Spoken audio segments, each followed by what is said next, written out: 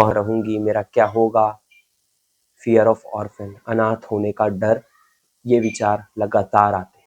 Hello दोस्तों, आज मैं आपको एक ऐसी कहानी सुनाने जा रहा हूँ जो बहुत दुख भरी है, लेकिन इसमें जिंदगी के दर्द छुपाए हैं जो कई लोग चुपचाप सहते रहते हैं। ये कहानी है मैग म्यूर की, एक ऐसी औरत की कहानी जो हमेशा से अपने आप को अकेला महसूस करती रही। वो भावनात्मक अनाथ माँ है जिसका दिल हमेशा डरता रहता है कि कहीं उसके अपने ही उसे छोड़ ना दे। ये कहानी उसके बचपन से शुरू होती है और जिंदगी के हर मोड़ पर चलती है। बचपन की वो छोटी सी दुनिया। रीता का जन्म एक ऐसे घर में हुआ था जहां बाहर से सब कुछ खुश लगता था। माँ बाप, भाई बहन सब साथ थे, लेकिन रीता के दिल में हमेशा एक खालीपन था। वो सोचती मेरा कोई अपना नहीं है। छोटी उम्र से ही वो अकेले खेलती, दूसरे बच्चे हंसते खेलते भागते, लेकिन रीता चुपचाप कोने में बैठी रहती। क्यों? क्योंकि उसे डर लगता था कि अगर वो जोर से हंसेगी तो कोई नाराज हो जाएगा। घर में अगर माँ बाप की थोड़ी सी नोकझोंक हो जाती तो रीता का दिल बैठ जाता। वो बीच में आ जाती, माँ पापा प्लीज शांत हो जाओ, लड़ाई मत करो, सब ठीक हो जाएगा। वो पैसिफिस्ट थी, शांति बनाने वाली, लेकिन अंदर से डरती अगर ये झगड़ा बढ़ा तो वो मुझे छोड़ देंगे, मैं अकेली रह जाऊंगी। स्कूल के दिन रीता स्कूल जाती, लेकिन दोस्त बनाने में हमेशा सतर्क रहती। वो हर किसी से अच्छी अच्छी बातें करती, शेयरिंग ज्यादा करती। यार तू कैसा है, क्या हुआ, लेकिन फालतू गॉसिप कभी नहीं करती। क्यों? क्योंकि उसे लगता अगर मैंने किसी की बुराई की तो वो मुझसे नाराज हो जाएंगे। फ्रेंड्स के बीच झगड़ा होता तो रीता बीच में कूद पड़ती, अरे दोनों होश में आओ, एक दूसरे को गले लगाओ। वो कभी किसी का साइड नहीं लेती, लेकिन रात को जब वो सोने जाती तो उसकी एंजाइटी शुरू हो जाती। क्या होगा अगर वो झगड़ा मेरी वजह से बढ़ गया तो? क्या वो मुझे रिजेक्ट कर देंगे? उसे नींद नहीं आती, आंखें बंद करती तो विचार घूमते रहते, वही वही वही वही विचार। मैंने क्या गलत कहा, अगली बार कैसे सुधारूं खुद को? वो इरिटेबल हो जाती, माँ से बात करने का मन नहीं करता, बस चुपचाप बैठी सोचती रहती, कहां से शुरू करूं आज का दिन। अब रीता बड़ी हो रही थी, घर में भाई बहनों के साथ रहना मुश्किल लगने लगा। माँ दूसरे बच्चे को जब गले लगाती तो रीता को जलन होती, मेरा क्या, मैं तो हमेशा अच्छा बर्ताव करती हूँ। लेकिन वो कभी कुछ कहती नहीं, सेंसिटिव थी, किसी कन्फ्रंटेशन से डरती।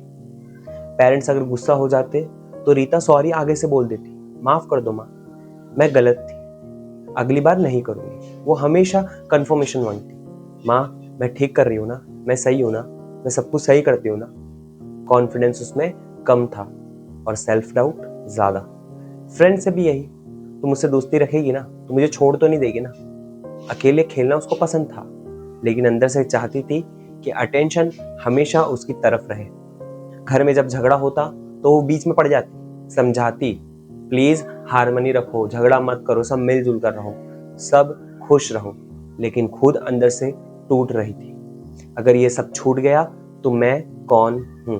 अब रीता की शादी हो गई, एक अच्छा सा घर, पति, बच्चे, लेकिन वो भी वैसी ही थी। माँ जैसा प्यार देती सबको, पति को, बच्चों को, सास ससुर को, तुम्हारी दवाइयां संवर पर लो, खाना वैसा ही बनाऊंगी जैसा तुम्हें पसंद है। सेंस ऑफ ड्यूटी इतना स्ट्रांग था कि खुद को भूल जाती, खुद को पीछे रखती, लेकिन अंदर से एक डर रहता, अगर मैंने ये ठीक नहीं किया तो घर वाले, दूसरे लोग नाराज हो जाएंगे और मुझे रिजेक्ट कर देंगे। पति से झगड़ा होता तो रीता चुप हो जाती, नहीं मैं गलत हूं, सॉरी, दूसरों को खुश रखने के लिए। बच्चे स्कूल कैसे जाएंगे, पति का मूड ठीक रहेगा या नहीं रहेगा, ये सारे विचार उसको रिपीट होते। नींद टूट जाती, सुबह उठती तो मिजरेबल फील करती, कहां से शुरू करूं, इतने काम, इरिटेबिलिटी आती, किसी से बात नहीं कर पाती सही से। अब आता है माँ बनने का दर्द। बच्चे हो गए, रीता अब माँ बन गई थी, लेकिन वो भावनात्मक अनाथ माँ। बच्चे को इतना प्यार देती कि खुद को भूल जाती, बेटा पढ़ाई ठीक करो, माँ सब संभाल लेगी तुम्हारा। लेकिन जब बच्चे बड़े होने लगे, डर बढ़ने लगा, क्या वो मुझे छोड़ देंगे, घर से मुझे निकाल देंगे, क्या मैं अकेली रह जाऊंगी। घर में झगड़े होते, पति और बच्चे के बीच, तो रीता बीच में आती, प्लीज शांत हो जाओ, एक दूसरे को समझाओ। पैसिफिस्ट बनी रहती लेकिन अंदर से ब्रेक डाउन, हिस्टेरिकल फिट्स आते, रोना छुपा लेती। मैं क्यों इतनी कमजोर हूँ, सबको खुश रखना मेरा फर्ज है, उसको ऐसा लगता। लेकिन खुद की कोई चिंता नहीं, सिर्फ बच्चों की और घर की।